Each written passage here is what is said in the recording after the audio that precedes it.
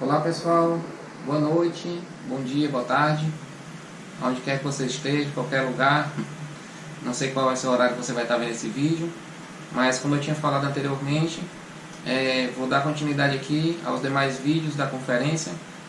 E valeu aí pelo apoio de todos, eu agradeço a todos que ainda estão participando do canal. E se puder, chame um amigo, convide alguém para participar, se inscrever no canal. Vamos ajudar aí o canal a crescer aí. Valeu pessoal, tamo junto.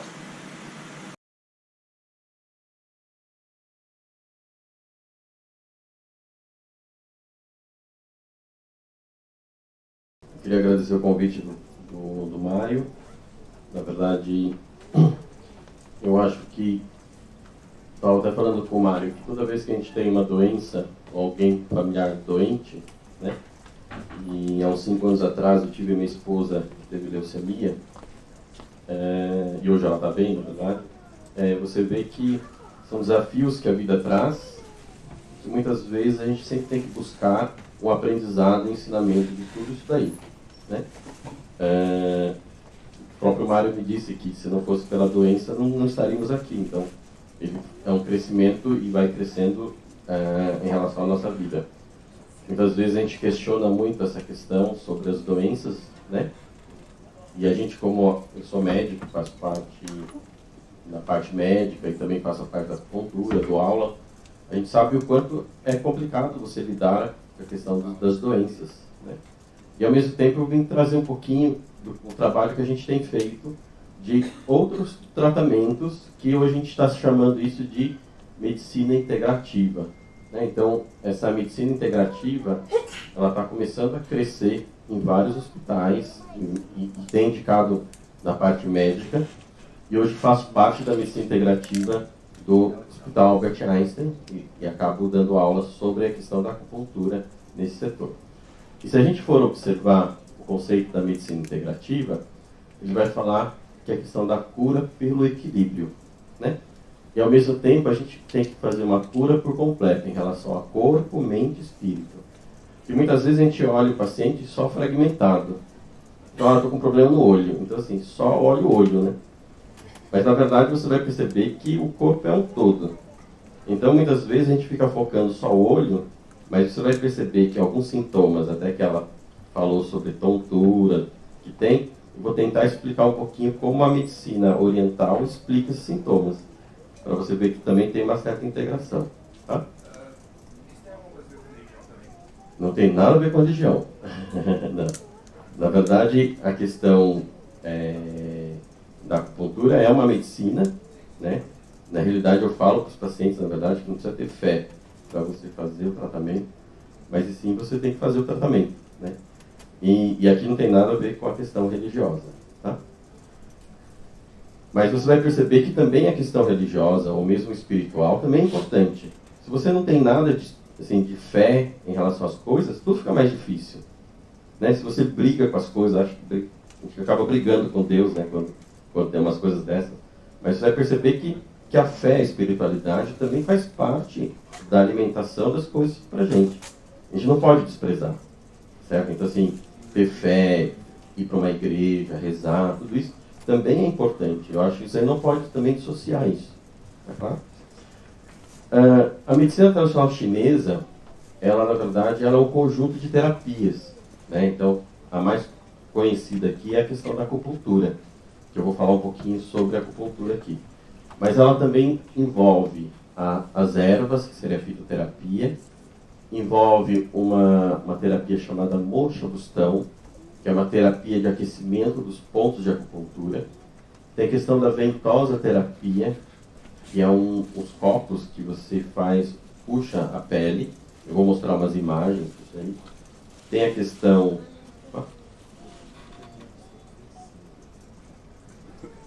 Tem a questão também da dieta. Então a dieta é muito importante. Eu vou também dar umas dicas de dieta para vocês. Tem a questão da massoterapia, treinamento de energia como Tai Chi Chuan ou Liang Kou e meditação. Então você vai perceber que o tratamento ele não pode ser focado apenas no item. Você vai ver que é interessante que você aborde todos esses outros itens em relação a qualquer doença, independente de ser uma doença rara ou não, tá? Então, quando a gente observa na medicina chinesa, a gente vê que tem várias terapêuticas junto. Agora, é importante você entender que assim, a gente não abandona o tratamento convencional. Na verdade, hoje, com todas as pesquisas que a gente tem muitos medicamentos que são muito importantes. Então, a gente não vai fazer um tratamento só oriental ou integrativo, entendeu? Na verdade, a gente sempre usa as duas medicinas. E muitas vezes, por exemplo, a gente atua muito na questão da oncologia. Então, nós temos pacientes oncológicos tomando quimioterapia. Então, a gente atua a diminuir os efeitos colaterais da medicação. Então, a gente faz com que a qualidade de vida do paciente melhore e tolere melhor o tratamento. Tá? E aí o que acontece? Aqui eu tenho, então, a moxa bustão, que é um calor, que é uma erva que a gente queima, que chama Artemisia vulgaris. Tem a questão da ventosa terapia, que é uma tradição muito antiga, que ficou muito famoso nas Olimpíadas, com o nadador Michael Phelps, né? Então essas manchas que às vezes aparecem nos atletas, ó, nas Olimpíadas, todas elas são tratamentos de ventosa. Na realidade, você cria um vácuo na pele, ele puxa, e obviamente forma alguns hematomas. Mas eles são excelentes para fazer com que a circulação da energia do corpo seja mais harmoniosa e também reduz a dor, por exemplo, na parte muscular. Tá? Se a gente pensar na história da medicina chinesa, é uma história bem antiga. Na verdade, ela data de quase 5.000 anos. Né? Então, nessa dinastia aqui desse imperador amarelo, foi os primeiros relatos da acupuntura. Então, assim, para um conceito teórico durar mais de 5.000 anos, significa que alguma coisa de bom ele tem. E hoje a gente está transformando o conhecimento oriental antigo e ajudando na medicina ocidental a gente associar o pensamento oriental com o nosso conhecimento alopático. E você vai perceber que a medicina fica muito mais completa em relação a isso. E aqui, as primeiras agulhas de acupuntura foram encontradas nesse período neolítico. E, na verdade, antigamente não tinha metal. Eles usavam lascas de pedra, ou espinha de peixe, lascas de bambu, né? Então, na verdade, o metal foi num segundo momento que apareceu os metais. Mas até então, eles usavam formas, digamos assim, bem mais rústica, né? Para fazer o estímulo da acupuntura. Então, aqui é a acupuntura, com a exceção das agulhas. Você vai perceber que as agulhas hoje, elas são de aço inoxidáveis, descartáveis, e elas são muito finas, ó. Se a gente comparar a um fósforo, ó, essa aqui é uma agulha normal de hospital, que a gente tira sangue ou aplica injeção. Aqui é uma agulha de costura, essa aqui é uma agulha de acupuntura. Ela é quase no diâmetro de um fio de cabelo. Tá? E ao mesmo tempo, basicamente o que a gente vai usar é a aplicação e manipulação de agulhas. Então a gente vai ter pontos específicos para fazer circular a energia. Então você viu que a gente tem hoje de manhã alguns conceitos energéticos sobre a questão da mitocôndria. Né? E você percebe que a célula precisa respirar, ela precisa ter energia. Então você vai ver que essa questão energética a gente também não pode deixar de lado. Tá? E ao mesmo tempo, antigamente a gente usava então a questão de pedras, osso, depois foi para ouro e prata, e agora a gente usa aço inoxidável. Normalmente o paciente vai sentir no ponto uma sensação de tensão, às vezes pode ter uma sensação de peso, mas a dor é mínima para colocar a agulha. Tá? E normalmente a gente deixa de 20 a 30 minutos no ambiente confortável. E aí, a acupuntura, ela tem vários tipos de acupuntura. Tem a acupuntura sistêmica, que a gente coloca a agulha no corpo, e vai ter uma acupuntura chamada scalpiana ou craniopuntura.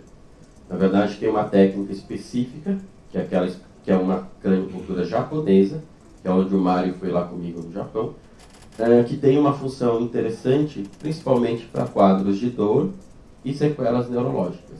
Né?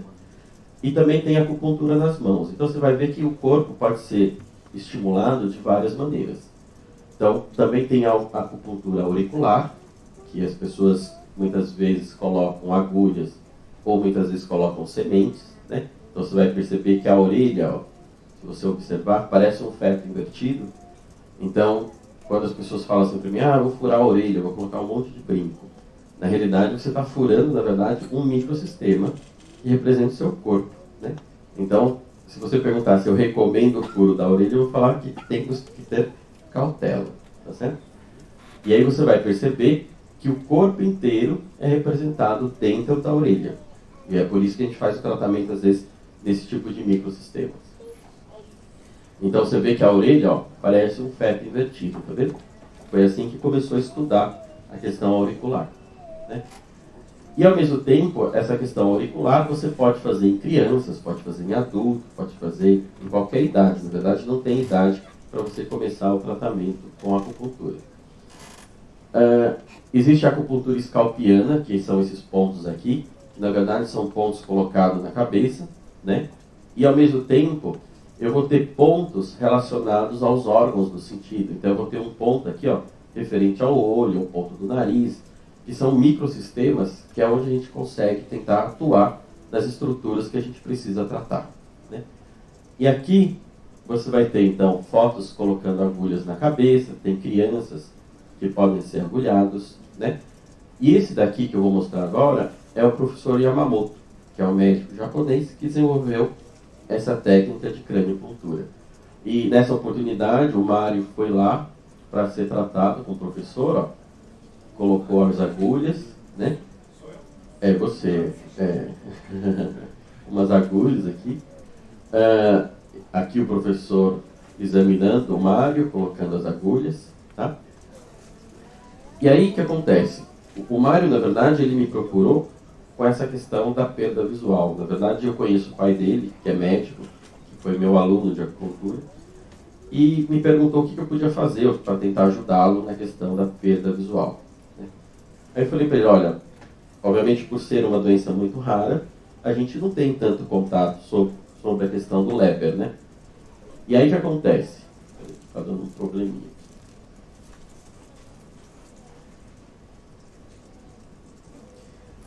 A acupuntura, na verdade, o conceito teórico da acupuntura é que eu vou tentar trazer um pouquinho em uma hora para vocês poderem entender onde a acupuntura ou as outras medicinas podem ajudar no tratamento de qualquer doença, não só a questão do Leber, tá? Uma das coisas importantes é que ele tem uma ação de prevenção de doenças, que isso é uma coisa muito legal. A questão também de curar ou aliviar as dores, tanto agudas ou crônicas. E também a gente consegue abordar o quadro também emocional. Então, você vai perceber que muitas doenças, eles desequilibram a nossa parte emocional, né? Seja ela por uma questão de ansiedade, seja ela por preocupação. Muitas vezes as emoções que a gente geram também podem vir a piorar a doença. Ela pode gerar a doença, mas também pode vir a piorar a doença. Então, a abordagem terapêutica da acupuntura, ela pode ter de vários níveis. Muitas pessoas acham que a acupuntura só serve para tratar a dor, né? E você vai perceber que, assim, é uma boa ferramenta para a dor, mas ela também pode ser abordada de uma visão um pouco mais geral. E aí eu vou começar a falar um pouquinho como é que a acupuntura vê toda a questão do nosso adoecimento. Então, por que a gente acaba adoecendo, né? Então, para você poder entender esse processo de adoecimento de uma visão um pouquinho diferente da nossa alopatia. Na realidade, na acupuntura, tudo começa na parte energética, que é uma área que a gente não está habituado a cuidar, tá certo? Aí ela caminha para o funcional até chegar na fase orgânica. E na fase energética, o paciente pode ter sintomas de fadiga, cansaço, falta de energia, palidez no rosto, desatenção e memória fraca. Só que nesse momento, os exames laboratoriais estão todos normais. Então é uma situação que você fala assim, estou ando muito cansado, preciso tirar férias, né? E para a acupuntura, todos esses fatores são fatores que podem desequilibrar o corpo. Então tá aqui, ó, excesso ou falta de trabalho, excesso ou falta de atividade mental, atividade física e sexual. Então, fazer exercício consome energia? Consome se for em excesso. Mas também se você não fizer nada, é ruim. Trabalhar muito é ruim, não trabalhar nada também é ruim, né? A questão da alimentação e respiração são duas coisas muito importantes. E aí, viu que aquela questão do alcoolismo, do tabagismo, são coisas que interferem no prognóstico da doença. E na acupuntura, essa questão da alimentação, ela é muito importante. Então, a questão da poluição, contaminação de alimentos. A gente também tem influência de fatores externos, como o frio, o calor, a umidade, a secura. Então, às vezes, em ambientes muito frios, com ar-condicionado, tem pessoas que começam a espirrar, começam a ter dor no corpo. São fatores de adoecimento. Tá? Os traumas, que envolvem trauma físico ou emocional, e todo sentimento emocional que a gente produz também consome energia. Então, assim, medo, insegurança, raiva, tensão, preocupação, melancolia, tristeza, certo? Que são sentimentos que hoje a gente tem bastante, estresse, ansiedade, né? E com isso você começa a ter uma alteração chamada funcional ou inflamatória. E nessa alteração funcional, eu posso vir a ter perda da acuidade visual, gastrite, refluxo, altera o intestino, o início do diabetes, hipertensão, quadros de tendinite, quadros de alergia, problemas dermatológicos, neurite, tontura, depressão, insônia, as TPMs. E eu posso ter dor desde a cabeça até o pé. Certo? E nessa fase, os exames podem continuar normais ou começam a ter pequenas alterações. A glicemia aumenta, o colesterol aumenta, os hormônios alteram. Só que a parte anatômica está normal. Então, quando eu faço exames, eu não consigo ver nenhuma lesão anatômica nessa fase funcional. Eu falo que a nossa medicina começa a olhar o paciente daqui para frente, ou seja, da parte funcional para frente. A gente quase não valoriza a parte energética, né? E ao mesmo tempo você vai perceber que a parte energética também é importante no processo de adoecimento. E aqui a fase orgânica é quando eu tenho a degeneração orgânica da estrutura, é onde começa a faltar nutrição e oxigênio. E aqui é onde eu vou ter o AVC, a lesão do nervo óptico, artrose, hérnia de disco, posso ter um infarto e até o câncer. Nessa etapa, os exames se alteram. E aqui, como médico, preciso saber se tem ou não indicação cirúrgica, né? Então, essa é uma visão importante para vocês terem, que a doença, na verdade, antes de ter a lesão de fato, ela começa antes no processo energético. E aqui você vai ver que toda vez que eu tenho um bloqueio da energia dos canais, ele pode aparecer com dor. Então, às vezes, um primeiro sintoma de desequilíbrio é dor. Então, eu começo a ter dor no cotovelo, dor no joelho, entendeu? Dor na lombar, que muitas vezes a gente só trata com anti-inflamatório ou analgésico. Mas muitas vezes você vai perceber que já é o fluxo energético, já bloqueando os canais. Tá? E aí o que acontece? Para a acupuntura, a fraqueza hereditária também é importante. Então, há 5.000 anos, ele não tinha conhecimento de genética, de DNA. Mas ele falava que os pais herdavam as energias para os filhos, entendeu? Não? Então, quando você dá a luz a uma criança, você está dando a sua energia para aquela criança. Então, todas as doenças genéticas relacionadas têm a ver com a energia dos pais, né? Então, por isso que a qualidade da energia dos pais é importante na hora da gestação e do parto, né? E aí, isso é uma coisa que a gente está começando a observar, as doenças relacionadas à genética. Tá? Também as doenças crônicas podem consumir energia. Tem também o ambiente externo, então assim, a secura, muito calor, muito frio, muita umidade ou muito vento, são coisas que tem que tomar cuidado, e pode também gerar um certo desequilíbrio interno. Tem a questão da alimentação. Então assim, hoje a gente tem a possibilidade de comer tudo que está, digamos, no shopping, nos restaurantes, né? E você vai perceber que muitos alimentos são muito calóricos, né? Na acupuntura, eu vou mostrar que a questão do consumo excessivo de leites e derivados não é muito bom. A questão da farinha, a questão dos doces, né? São coisas que muitas vezes a gente tem que tomar um pouco de cuidado na questão do consumo. Então, as frituras, né, são muito ruins. Também o excesso de trabalho. Então, as pessoas hoje andam muito estressadas, sobrecarregam. Então faz 10 mil coisas ao mesmo tempo, né? Então isso também consome energia. A questão da atividade sexual excessiva. Então, às vezes, após uma relação, o paciente refere que começa a ter dor de cabeça, tem muito cansaço. Então tem que começar a observar se acaba não tendo um certo consumo a mais da energia. Tá?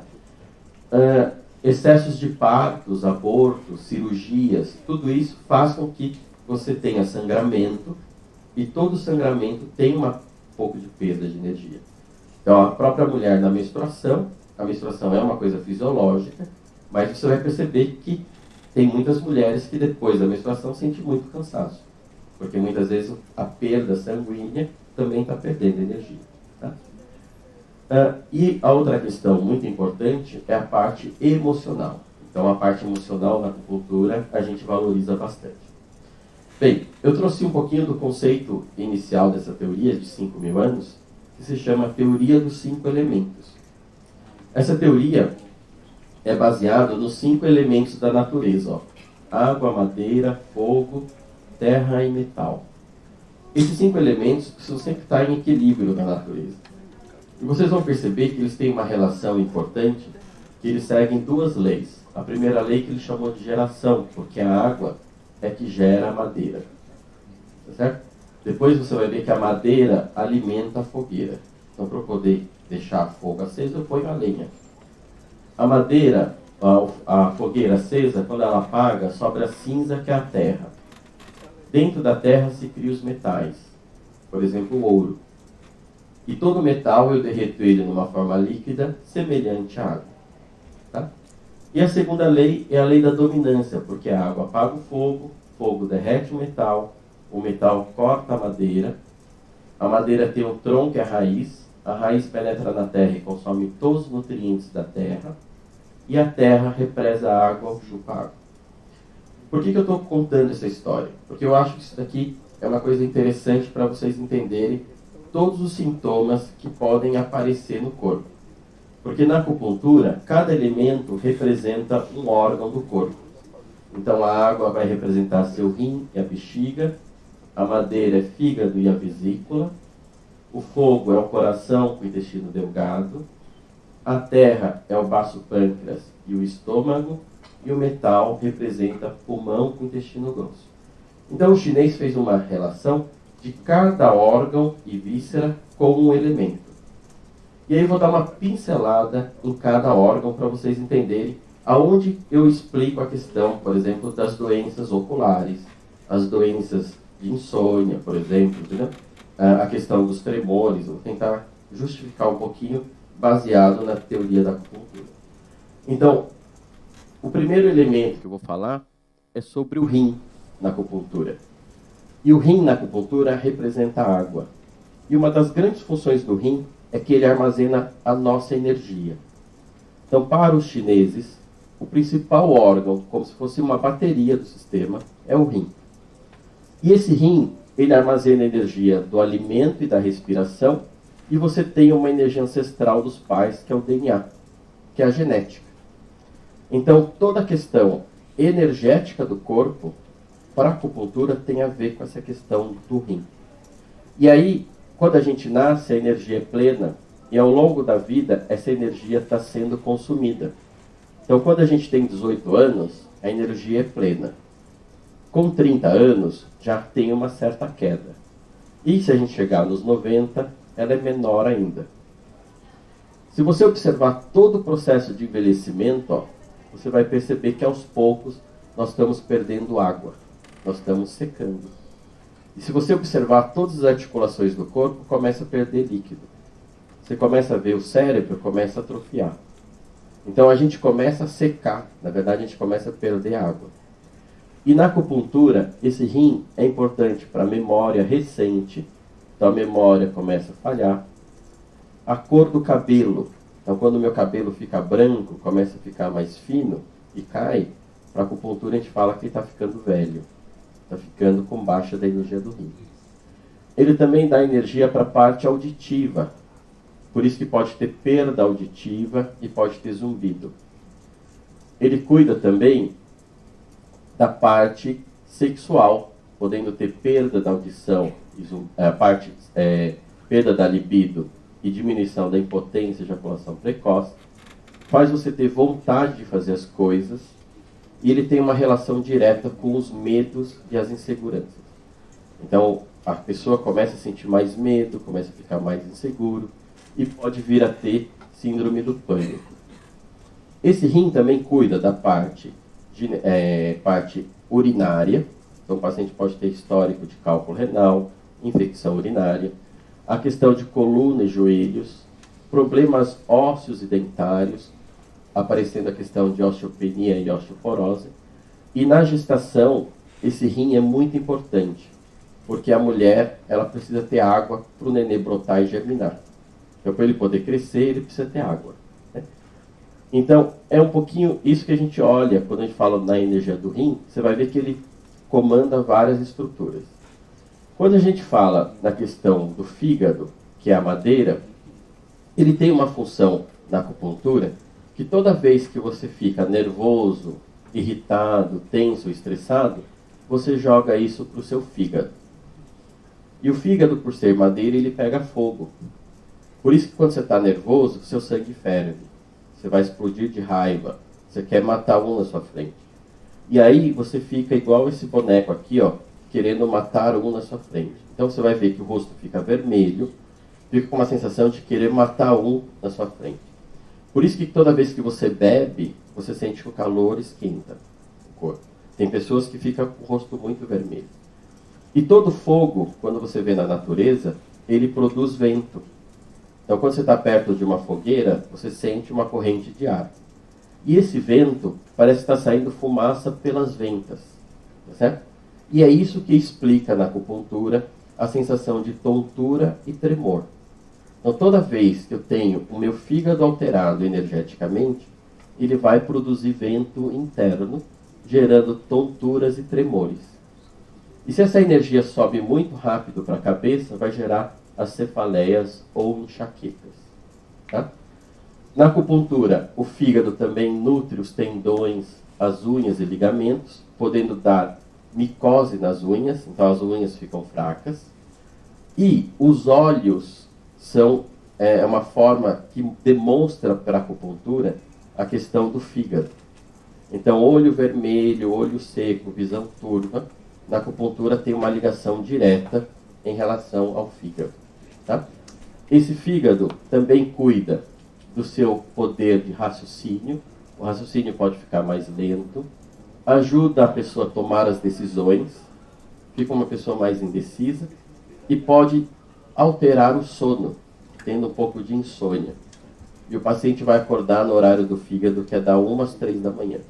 Então esse é um horário que às vezes ele não consegue dormir ou acaba acordando. Tá? Ele também controla a parte ginecológica e hormonal nas mulheres. Então, com as mulheres que têm muita cólica, que têm muito fluxo ou pouco fluxo, e TPM está vinculado com a questão do seu fígado. Né? E aqui, na acupuntura, a gente fala para evitar alimentos que geram mais calor ou mais fogo. Então, entre o café, o chocolate, a carne vermelha, a bebida alcoólica, o cigarro, a fritura e a pimenta. Então, para a acupuntura, não basta tirar só o álcool, tá certo? Ou muitas vezes o cigarro. Para a gente fala que alimentos que são muito quentes também pioram. Então não adianta você também, eu não bebo, mas eu como uma caixa de chocolate, entendeu? Ou eu como um churrasco inteiro. Então você vai perceber que todos esses alimentos também acabam influenciando na energia do seu fígado. Tá? E aí, se você for observar, isso aqui é um desenho, obviamente que nem todos vão conseguir visualizar isso aqui, mas o meridiano do fígado, ele começa bem no dedão do pé, o meridiano do fígado. Por isso que muitas vezes a unha do dedão do pé fica comprometido. Né? E ele vai terminar bem no topo da cabeça. Só que antes disso ele passa nos olhos. E isso é uma descrição há 5.000 anos. Então o trajeto do fígado, ele começa no dedão do pé, tá certo? Passa pelo fígado, vai pela cabeça, sobe no ápice da cabeça e passa nos olhos. Por isso que muitas dores de cabeça, o paciente refere dor nos olhos, e às vezes refere que está puxando a cabeça. Então, quando tem esses tipos de cefaleia ou enxaqueca, a gente fala que tem que tratar o fígado. Então, você vai ver pessoas que muitas vezes sofrem de enxaqueca crônica e que muitas vezes tem que trabalhar essa questão do fígado na acupuntura. Tá? Você vai ver aqui, por exemplo, esse é um outro meridiano, que é o da vesícula biliar. O paciente pode ter dores de cabeça nessa região temporal. Então ele refere uma dor assim bem próxima aqui do olho, uma região temporal. Que fígado e vesícula na acupuntura tem uma ligação energética muito relacionada. Fora essa dor de cabeça, o paciente pode ter dor nas pernas, como uma dor ciática, que irradia por trás das costas, da nádega e as pernas, tá? Devido ao trajeto do meridiano. Aí o terceiro elemento é o fogo, que representa o coração. Então você vai perceber que o paciente começa a desequilibrar. Então começa a perder a água, começa a produzir fogo. E esse fogo na acupuntura tem a ver com o coração e o intestino delgado. E uma das funções do coração é que ele regula o batimento cardíaco. E isso pode gerar o quê? Taquicardia ou arritmia. Não sei se vocês perceberam que uma das associações que o paciente pode vir a ter é problemas cardiológicos. Então essa é a ligação relacionada à acupuntura. Só que na acupuntura, esse coração tem uma função muito importante, que ele rege toda a nossa mente e a nossa consciência. Então tudo o que passa na nossa cabeça, o pensamento, rege a questão do coração. Porque o chinês fala que o coração na acupuntura representa o imperador. Então quando a gente pensa alguma coisa, depende desse fluxo da energia do coração. Quando o meu coração não está muito bom, gera o que o chinês chama de confusão mental ou mente turva. Então parece que eu vivo com uma névoa dentro da minha cabeça. Então tudo fica muito confuso, tá certo? Eu não vejo clareza para a minha vida, eu fico meio perdido, né? E uma das coisas que a acupuntura ajuda a fazer é clarear a mente. Um sinal de que essa energia do coração não está muito boa é quando você examina a ponta da língua do paciente e ele vai estar com uma língua bem vermelha na ponta. E esse coração está atrelado diretamente ao seu grau de ansiedade. Então a pessoa fica muito ansiosa. As pessoas muito ansiosas têm a ver com essa energia do coração. E uma outra coisa que interfere é o sono, podendo ter insônia com muitos sonhos. Tem pacientes que desenvolvem varizes e podem aumentar a transpiração. Então tem pessoas que transpiram muito nas mãos, muito nas axilas, ou transpiram muito mais do normal. Então mostra que tem essa certa alteração relacionada ao coração. Tá? O outro elemento, que é o quarto, já estamos terminando, que a gente tem 5 elementos, é o elemento terra, que representa o baço, o pâncreas e o estômago. E essa energia ela é muito importante, porque está relacionada com a nossa digestão dos alimentos. Então toda vez que a gente come, a energia tem que ir para subir e descer. Então, aqui olhando uma pessoa, quando a energia tem que chegar na cabeça e para os pés, depende muito desse funcionamento desse sistema baço, pâncreas e estômago. Tá? Quando esse sistema começa a falhar, a energia começa a bloquear no meio do caminho e vai formar as nossas distensões abdominais, nossa gordura abdominal. Então, toda vez que a energia bloqueia em determinada parte do corpo, ele vai se transformar em massa. Tá? E por isso que quando esse sistema não está muito legal, uma das coisas que pode gerar é a obesidade. Então, são pacientes que falam assim, nossa, eu tenho dificuldade para emagrecer. E um sinal de que esse sistema não está funcionando bem, o paciente tem muita vontade de comer doce. Então, a vontade de comer doce é um sinal de que esse sistema não está legal. Né? Ele também pode gerar uma coisa relacionada à nossa digestão do alimento. Então, na acupuntura, quando você come um alimento, você passa por um processo de purificação do alimento. Você absorve o que é puro e elimina o que é impuro. Por isso que a comida é muito importante. E a respiração também é importante. Então, saber respirar e saber comer são duas matérias-primas para a fabricação da sua energia. Quando você não está muito bem, você começa a reter no seu corpo impurezas. Como é que eu sei que eu tenho impurezas? Quando você produz gases, quando você acumula gordura e você retém líquido no corpo. Então, às vezes, chega no final do dia, as pernas estão inchadas, as mãos estão inchadas, ou acorda de manhã com os olhos inchados. Né? Toda vez que eu retenho a umidade, é sinal de que eu estou retendo impureza. Esse sistema é muito frágil porque se eu tenho excesso de preocupações e pensamentos, se eu tenho erro alimentar e excesso de trabalho, ele enfraquece o sistema. Então, por isso que pessoas que pensam muito, muitas vezes têm muita vontade de comer doce. Tá certo? E toda vez que você fica muito tenso, raivoso, estressado, você ataca o fígado. E o fígado, por ser madeira, consome a energia da terra, que é do baço pâncreas. E vai dar dor de barriga, vai dar gastrite e refluxo. Porque a energia do estômago sempre tem que descer. Quando ela sobe, gera o refluxo ou gastrite. Então, a acupuntura, a gente olha o corpo como um todo, na medicina chinesa. A outra questão que pode gerar é fraqueza muscular e hematomas. Então, o paciente às vezes começa a formar hematomas no corpo sem bater, sabe assim, quase não bateu, mas forma um hematoma. Isso é um sinal de que esse sistema também não está legal. E aqui a gente fala para tomar cuidado com leites e derivados, gordura, fritura, doces e farinha branca, que é o glúten. Né? Então, isso a medicina chinesa já fala há muito tempo.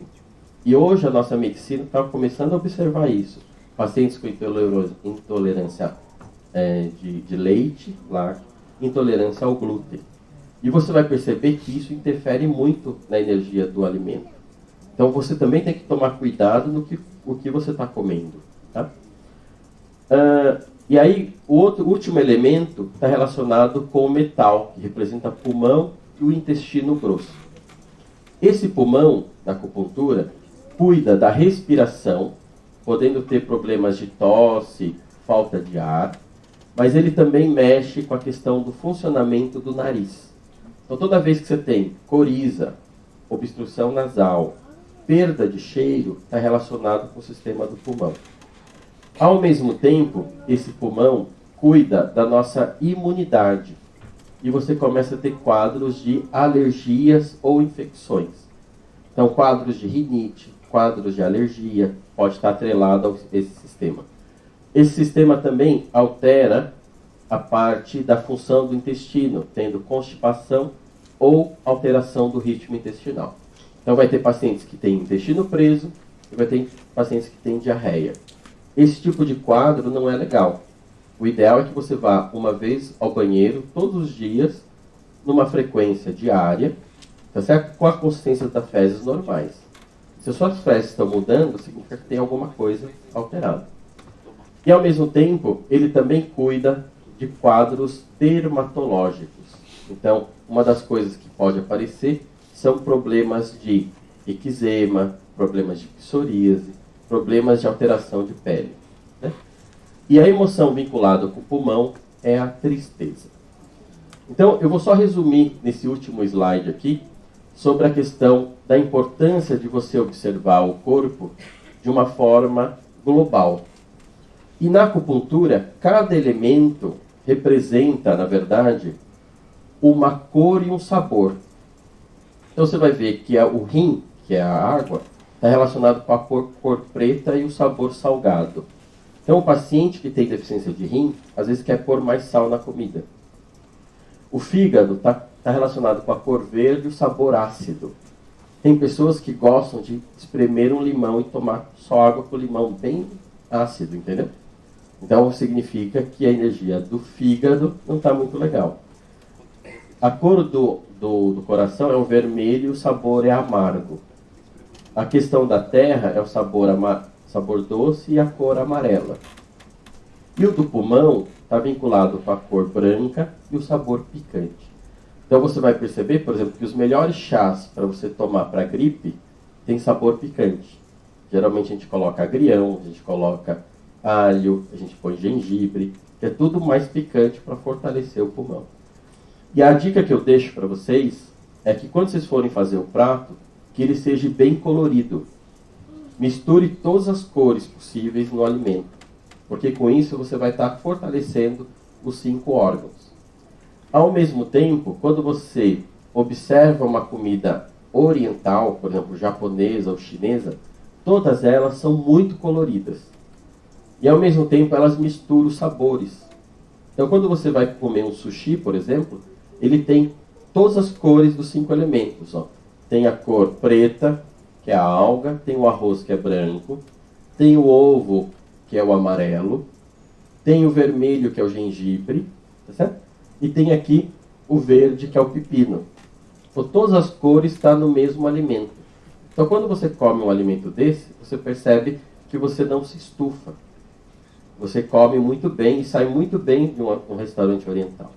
Então, você vai ver que a culinária oriental ela é muito indicada para qualquer qualidade de vida em termos de dieta que você queira fazer. Tá? E a última, uma outra dica é observar a temperatura dos alimentos. Não comer só alimentos frios e crus. Então, comer só salada não é muito bom. Quando você vai comer comida japonesa, normalmente você tem o sushi e o sashimi, que são comidas cruas, tá? E frias. Só que ao mesmo tempo ele serve o gengibre, serve a sopa, serve a raiz forte, serve o chá para aquecer o alimento. Então você sempre tem que equilibrar o alimento na temperatura. Você não pode comer só salada e também não pode só comer coisa quente, entendeu? Então você tem que equilibrar as duas temperaturas. Que aí vem uma teoria chamada Yin e Yang, que é uma teoria da acupuntura que mostra o equilíbrio entre o calor e o frio. E aqui eu mostro que os 3 brancos a gente tem que tomar cuidado, ó, que são os leites e derivados, a farinha de trigo e o açúcar. Os 3 brancos, na acupuntura, a gente pede para o paciente evitar. E se você estiver numa fase de doença ativa, aí você tem que cuidar mais da alimentação. Então, para você não se prejudicar com essa matéria-prima do alimento, entendeu? Porque ela é fonte de energia. E ao mesmo tempo, que horas que eu tenho que comer? Então, na alimentação, a gente tem o café da manhã, o almoço e o jantar. E na acupuntura, a gente fala que você tem que comer o café da manhã igual um rei ou uma rainha e não dividir o alimento com ninguém.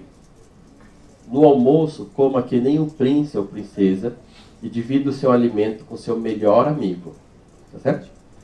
E na janta, você tem que comer igual um mendigo e ter todo o alimento para o inimigo. Então, o melhor horário para se alimentar é de manhã. Então você não pode sair de casa correndo, não tomar café da manhã, almoçar pouco e chegar em casa jantar igual um boi, entendeu? Porque esse é o pior horário para você comer. Então, se você quiser começar a melhorar a alimentação, você precisa começar a melhorar o horário de alimentação. Tá? E aqui, eu vi que ela mostrou um gráfico sobre a questão de luto e, na verdade, dá para aplicar na questão da doença. Então, toda vez que a gente pega um diagnóstico de uma doença ou uma pessoa morre, você vai ver que a gente tem umas fases psicológicas que a gente passa. E a gente passa primeiro por uma fase de negação, uma segunda fase que é a raiva, depois a gente entra numa depressão, que ela falou assim, o vale que a gente desce no canyon, e aquilo ali, depois a gente sai para uma aceitação e aprendizado. Então tudo que a gente passa, muitas vezes, a gente passa por essas etapas. Só que nessa fase, muitas vezes, na depressão, a gente acha que não tem mais solução. A gente fica muito triste, entendeu?